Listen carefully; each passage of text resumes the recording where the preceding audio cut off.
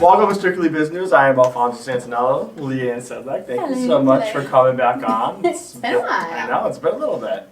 Cori, the most dressed up of them all. I don't know, you came in like you're walking in on a red carpet. It's very summery with the blue and it's just Businews.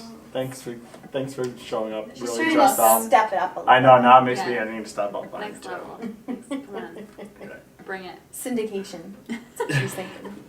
So, we have some great topics.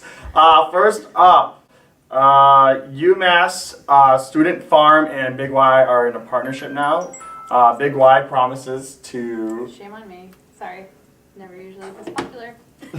No, she's not. It's people live tweeting. Yeah. Yeah. That's exactly what it is. Tell us what else you think. At Businews TV. So, UMass Student Farm and Big Y are in a partnership, and Big Y is committing $150,000 to the farm over the course of 5 years, I think the article says, to produce produce, I guess, for the supermarket chain. As weird as that sounds. Yes. I mean, I think it's really, really cool, and to see them really go at a super local level. Yeah. And it's more specifically UMass, they have 61 stores locally, so I think it's a growing population that they could tap into. I don't think Growing Yeah. population. Full of puns on the show. So I was thinking about it from Big Y's perspective and how, you know, when you're a supermarket chain, although we don't have a lot of them, you know, competing against each other, but there's a lot of them around. But Yeah. I mean, Stop and Shop, Big Y. Geislers. I don't like it. But how do you differentiate yourself, right? And if people are looking to buy more and more local, we were talking about farm shares last week on the show. Yeah. I think that this is kind of a tool that they can use as well to kind of compete. Well, the article says that they, as soon as the produce goes in, it's off the shelves right away. Mm-hmm. People know what they're looking for when they go in for produce now. That's all I have to say about that. All right. Well, do you want to hear what I'm really thinking? Yes, so you obviously. Said this Of course, this is you said this business. about UMass, and I'm like, the UMass that's downtown? 'Cause we have a farmer's market. No, wrong Wasn't it? UMass. Yeah. They're doing balcony crops. Which would be really cool. I bet those would sell pretty fast too. Next up, the Community Foundation of Western Mass is awarding more than $1.2 million to local nonprofits, ranging from granting homeless children birthday wishes to land preservation. Basically, it ranges from 2,000 to 52,000 target projects, community needs with arts and culture, education, environment. I mean, they're doing a lot, which a lot of good stuff for local nonprofits. They are also the ones that are mainly behind Valley Gives, which is that big day of giving happening in its third year this year, I think December 10th. But yeah, they're a really great organization. If you don't know about them, definitely look into them. Anything else? I mean, did I just say too much? You said it all. That's the thing. They're awesome. So I was going to talk about Valley Gives, and then you just talked about it. okay, sorry. So I'm just nodding my head. Yes, you are right. I saw that they were coming back for their third year. I just saw that on Facebook, actually. Yeah. Go social media. And you know what? That is a good point, because without social media, I think a lot of these nonprofit events or ideas or things that take place wouldn't get as much PR if it wasn't for social media. And it's free because you're being a jerk. It's really Al's news only. That's right. All right. Since I picked the So the next, all I right, picked the topics. I have the computer. I'm going to read them. next topic. It's my house, my toys. You can't play with them. All right, introduce the next topic. Let's see how easy it is. Come on, Cori. No, I didn't pick it. It's your topic. Wow. Let's just Google So a new there's topic. to talk about. something going on with Amazon. Great intro. So apparently, hold on, I don't even know how to use an Apple computer. All right. Where's my mouse? You have to use 2 fingers to scroll. That's stupid. Why? Ah. So, nearly 900 writers, including Stephen King, Jennifer Egan, have signed a letter objecting to an aggressive tactic that Amazon has actually taken against Hachette. Hachette is a publisher who is supporting all of these authors, and this topic sucks too. So what's happening is the authors are against this whole discrepancy between Amazon and Hachette because Hachette.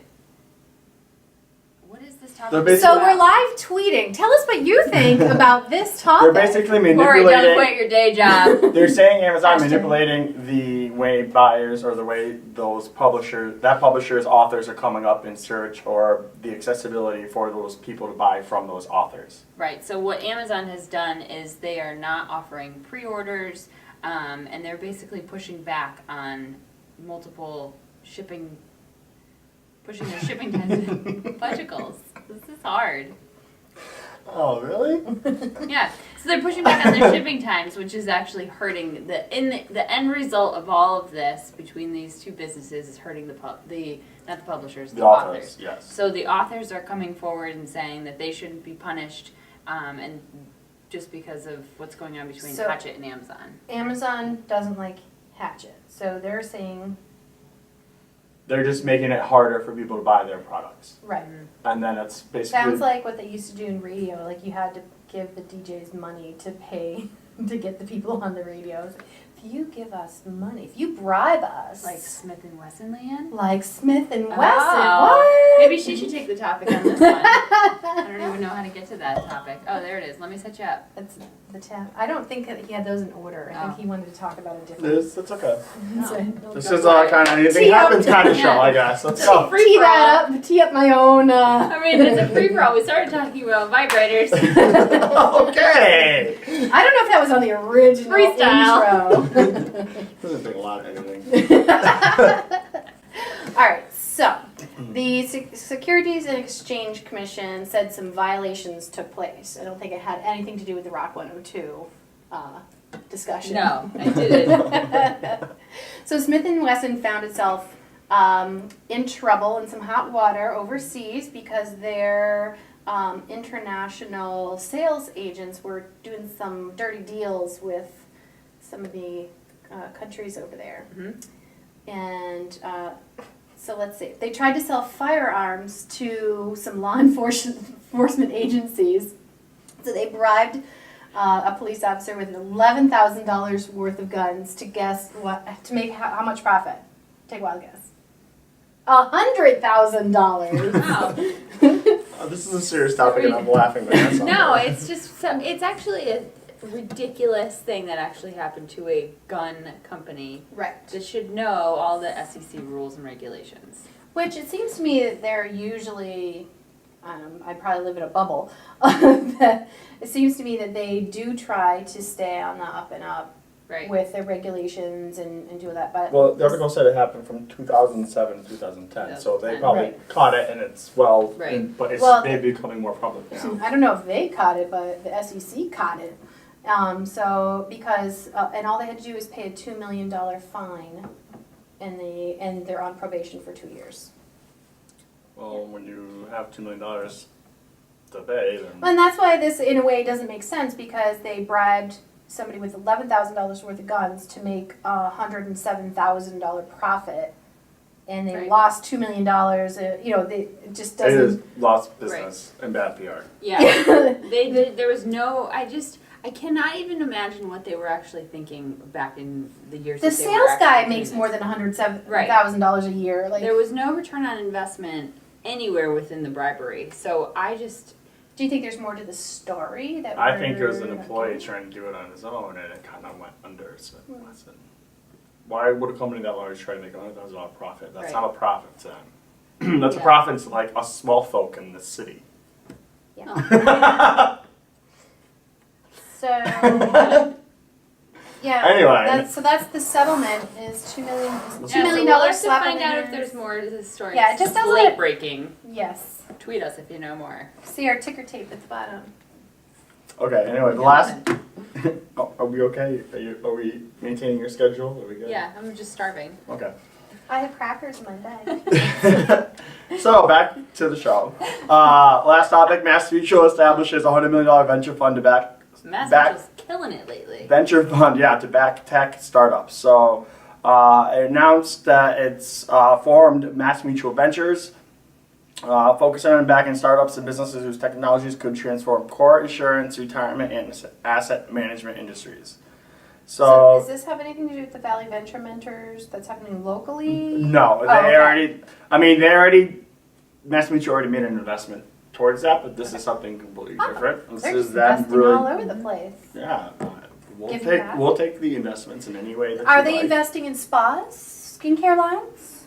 You I can don't go know. in the building. Maybe if I made a technology, somehow did an app for skincare, then maybe Should just be an app for what time they have an appointment with Leanne. That's right. There is an app for that. I mean, that they're investing in companies that are going to benefit their business, their industry. So I think them Oh, so it's not kind of really being paying it forward. I think that it they're is, Yeah. but ultimately it'll help Right. them. It's a smart what I way was to thinking, too. invest. Yeah, I mean, if you have the opportunity to invest in companies that would better, You're helping Your someone and business. helping yourself at the Exactly. same time. I think We all that- like a win-win situation. Right. Yeah. I think overall, MassMutual, I mean, they're doing such a great job of getting themselves out to the community. I mean, especially in they recent are- years. Yeah. right, and they're in the heart of Springfield, and they employ a lot of the people within our area, and I think that they're finally in a position that they can support local efforts, and I think they're doing it in the right way. I agree. I do too. It's nice to see them reinvesting locally, instead of just letting money go elsewhere or, Yeah. on a whole national level that they're trying to keep up. No. I like that. Well All done. Go MassMutual. Oh, wait.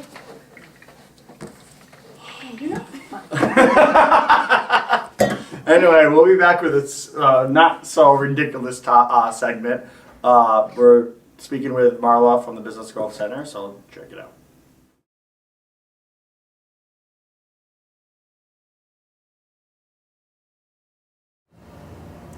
Welcome back. I am here with Marla Michael of the Business Growth Center in the Chevalier Enterprise Center at the Stick Technology Park in downtown Springfield. Well, this is downtown, right? Yeah, it's just up the hill. Up the hill from downtown. For many viewers that may have, we've actually been here before. It was the program was formerly called the Chevalier Enterprise Center. The building is still the same name, but the program has changed. So I'm here with Marla to get caught up and see what's changed. And so Marla, thank you for coming on. Thanks, Alfonso. And so let's hear, like, what's the change? So I'm really happy to be here. Well, actually, you're here. And I'm happy that you're back because we did this probably about 4 years ago when I had just arrived at the Chevalier Enterprise Center. And there have been a lot of changes. So some of the changes have been that the Springfield Technology Park is now responsible for all of the programming and the building that goes on here. So we have a lot of tenants, we have a lot of programs, and I'll talk about that in a little bit to kind of update, but it's now all a program of the Springfield Technology Park. And that's different because up until just a year and a half ago or so, I guess even maybe a year, it was always part of the college, of Springfield Technical Community College. And it changes a little bit in terms of what we can actually do, and now we can get into different kinds of programming that we didn't feel was part of the college's mission, but now it can be part of the region's mission. The other things, I'm trying to think, other things that have changed, we now have different tenants, so we still have space here, and you'll see, we might walk around, but we're here at the Enterprise Center. The Business Growth Center is really a place, it's a community, it's a co-working space, not as hip as like an urban co-working space, but it's absolutely a community of people that are committed to growing their businesses or organizations that are committed to working with businesses to grow their businesses. So we're really trying to leverage it. We've spent the last 6 to 8 months working to rebrand what we are as far as a business growth center. We feel that calling ourselves the Business Growth Center speaks to businesses more than calling ourselves an enterprise center, which for those people that are doing it, it doesn't talk to you. So, we're happy with the new name and the new programming that's going on. Speaking of the program, and what are some of the programs that you guys have going on? So one of the biggest changes is as we look around our Pioneer Valley, we know that we have a lot of companies that are here that are very small. And what we really want to do is to offer programs that can help them grow into slightly larger, start hiring people, grow their revenues. And so the programming that we do is really geared towards kind of advanced business growth, how to bid bigger. So we had a program last year where we actually brought companies to meet with procurement agents from some of the local companies to try to figure out and get that relationship going so that they could actually see and have relationships with the vendor, with the procurement agent, so that they could bid bigger.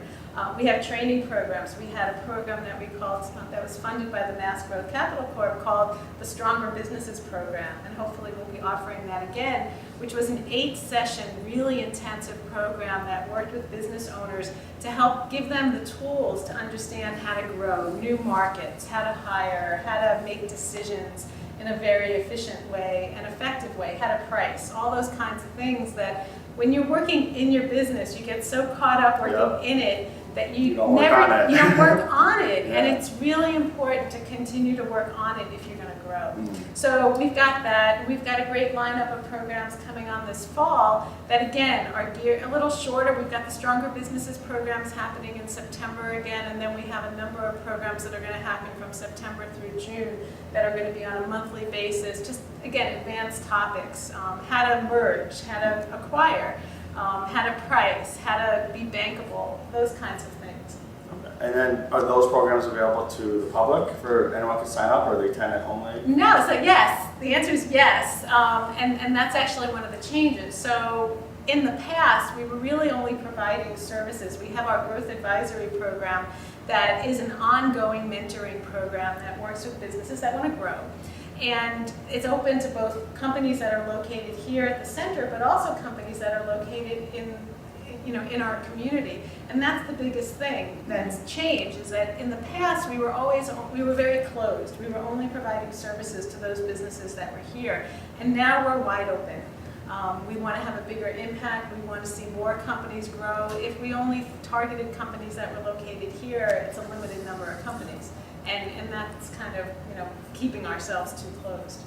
So Marla, there's also conference rooms and places where people can actually utilize other rooms instead of just leasing out space here. Right, so one of the things that we have here in the Business Growth Center, in addition to the ability for companies to rent either cubicles or private suites, is they get access to all the conference rooms. We're in one of the conference rooms, actually it's the Entrepreneurship Hall of Fame conference room. You can't see the big round table behind us, but it's a great space, and all of our conference rooms are really well appointed. Companies can use the conference rooms and have workshops and things of that nature towards business growth. So if they want to get more information on the programs, on the changes, what's the website? So it's pretty simple, www.businessgrowthcenter.org. So that's pretty straightforward. We are on Twitter, so we're doing the social media thing. It's at Biz Growth Center, BUSGROTH Center. And we encourage you to come to our website and sign up for our newsletter so you can find out what's going on. Great. Well, thank you so much. Always. And we'll be right back.